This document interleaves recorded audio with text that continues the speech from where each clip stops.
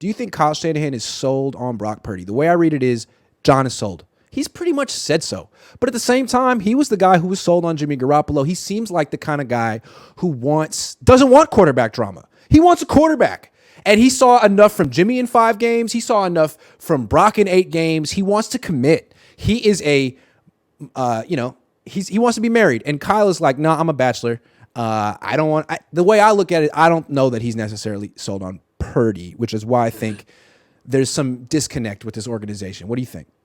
Yeah, I mean, I think for a coach, if I'm Kyle, why would I be sold on Brock? I mean, Brock wasn't somebody that I necessarily was looking at coming in. He was Nick Mullins. He's almost like a donut to the car that I drive, Right. And the one thing about donuts is we all know they got 40 miles on them. So, you can only you can't go more than 45 miles an hour. You got to stay in the right lane. Got to stay in the right lane with a donut. And the way football works is that I feel like a lot of fans don't recognize is that there's 2 sides to this. There's what we think, and then there's what the contemporaries see. Brock Purdy not being tied to Kyle Shanahan does so much more for his cachet as a coach than it does for him being a head coach of the 49ers, right? Because that means that owners are looking at Kyle like, man, he could just get it done with anybody. He can make things happen. Which is what he's been trying to prove forever, right? Yeah. Yes. So and also if you think about it, John Lynch has done it with playing in the NFL and really the executive side of what he's done in the NFL. He's done enough. Really, John, in some instances, I would say that John wants this Super Bowl more than Kyle does, so he could just get out of this, right? Yeah. Kyle is the lifer. I agree. Right? I think Kyle is like, dude, I think John's like, man, let's settle on Brock. Let's have a quarterback. Let's end this freaking drama. And Kyle's like, I'm good. Because this is what I do, right? Yeah. I'm in my suit. You get to watch the games. I'm in them. So yeah. With John, I think that it is more apt for John to say, look, we got our guy. Let's win this damn thing so I can go back to the booth and make $15 million a year. Like, yeah, I want this to be over. I'll make more money in the booth. I'll make more money in the booth. Yeah. I want this to be over. You know what I'm saying? And you just want to keep playing around with this and win games. I've won Super Bowls. I've won games. This doesn't move me. I want a Super Bowl. Yes. So I completely agree with this. This is dead on. Dead on. Yeah. I think John would like to be done. Yeah, I think that he's ready to be done. Even with the back and forth of how John was bullish on Brock before Brock even had the surgery. He's our guy. Yeah. We're cool with Trey being on the team for now. Like, that to me says that I have the conch right now. It's my turn to speak. And I'm going to move this thing forward. And that will also be something to pay attention to on Monday. How matter-of-factly he is about Trey being the backup. Like, and is Kyle Shanahan there? Kyle's not. Does Kyle Shanahan sleep at the wheel? Yeah, he's asleep at the wheel. Which is why John Lynch is doing what he's doing. Because John Lynch, say what you want, very shrewd man. Very shrewd. And it must be tough to go head-to-head with him, even if you think you're his boss. If you think that John is going to be the face of this franchise. Like, John Lynch was making his bones in the NFL when Kyle Shanahan was popping his zits. That man has been playing. He's got Super Bowl cachet. He is known and has real social currency around the league. You don't pull off the mid-season trades. It's very valuable to the 49ers. Like, remember when Trent Baalke was here, anytime they did anything, everyone said the Niners were stupid and incompetent. But anytime John Lynch does anything, everyone's like, that's a good move. Because John Lynch has respect. You do business with who you like. That's just the facts. There are just certain deals that teams will never get because the guy that's on the other end of the phone is not goated. He's not vested. And having that with John Lynch, he's a lot more. He don't let the smiles fool you. John is very powerful. Extremely. He's very powerful. Yeah. And again, I think he provides a function for that organization that Kyle can't provide. He is the guy who gives them credibility in the eyes of the media. Kyle does some weird stuff and doesn't always explain it. John is the Hall of Famer who's very clean cut and smooths it over and explains it. And everyone's like, well, that makes sense. John said it. That makes sense. And Balky couldn't do that. Kyle can't do that. Jed can't do that. And the fact that he's the only person in that organization who can do that, he knows he's got leverage there. So he's using it, I would think. He's good the for tip John. of the spear. I like John. I like John Yeah. very much. And I think he brings tremendous value to that organization. Definitely. I mean, because one of the reasons why you really like him is because when you truly understand the power that he has, you gain even more respect for how he wields it. You know, he's a very good steward of being the type of NFL man that he's an NFL man. There's a whole different level. And people are like, you know, oh, he's not the real GM. Adam Pierce picks the players. He's just a face guy. Like, nah, he's like Carmen Policy. And Carmen Policy was extremely important. Like, you are the face and voice of the organization, and you are the difference between people taking it seriously and not.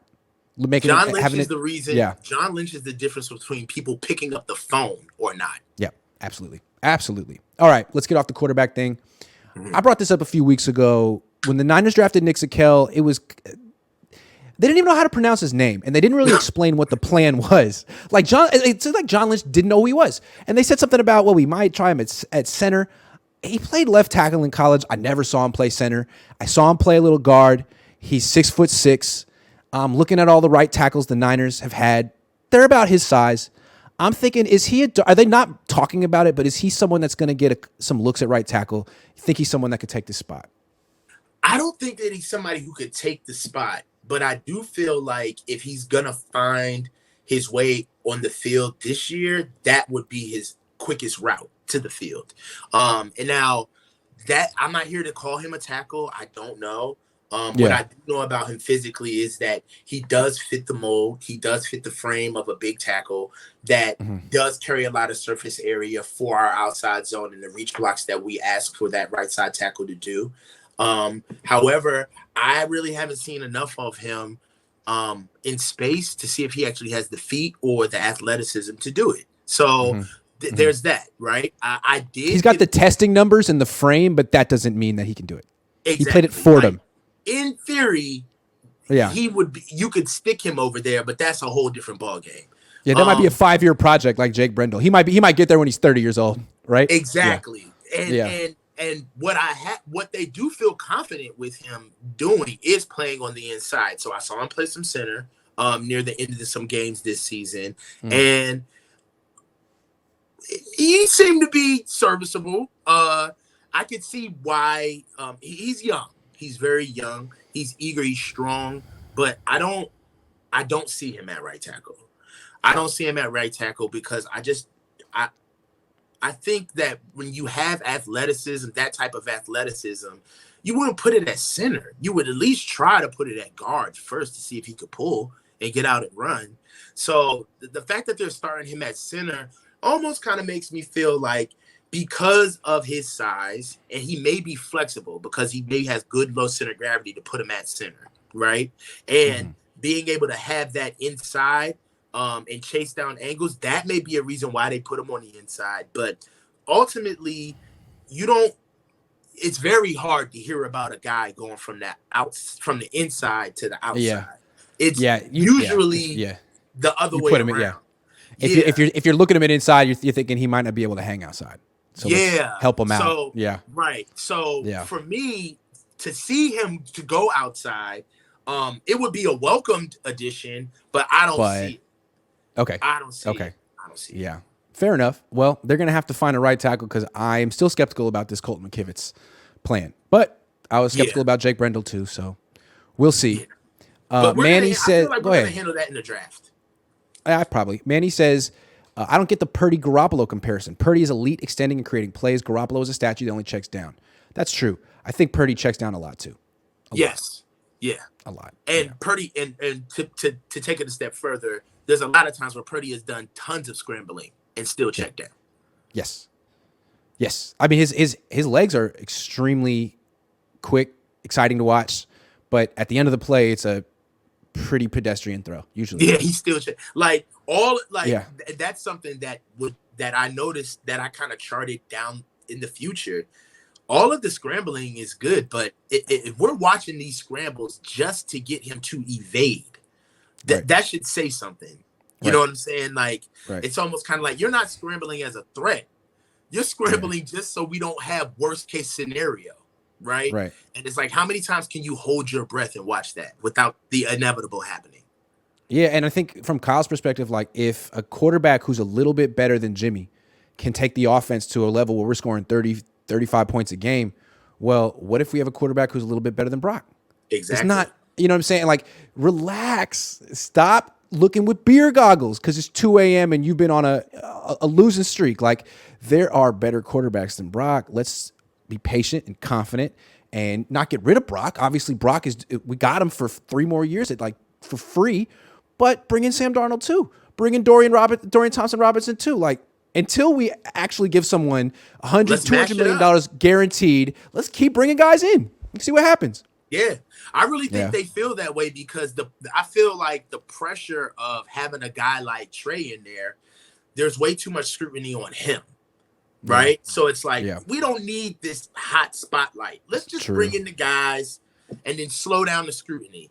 TBD. Yeah, no one cares about Sam Darnold. No one cares about a 3rd-round pick you draft this year. Like, guys who don't have the whole weight of the NFL world watching and analyzing and critiquing. And that's what Trey needs too, man. He needs to get the hell out of a big market and go somewhere where people leave him alone because he's a work in progress. And the Niners are just drama. Like, go to Tampa. Go to Tennessee. And I don't think the Niners want it. I honestly think that, and I said this before, I think that they don't want a competition. They don't, and not for the simple fact that they don't want to see what Trey can do, but I think that they are over the attention. They don't want another competition. It's a circus, and then it's out of your control.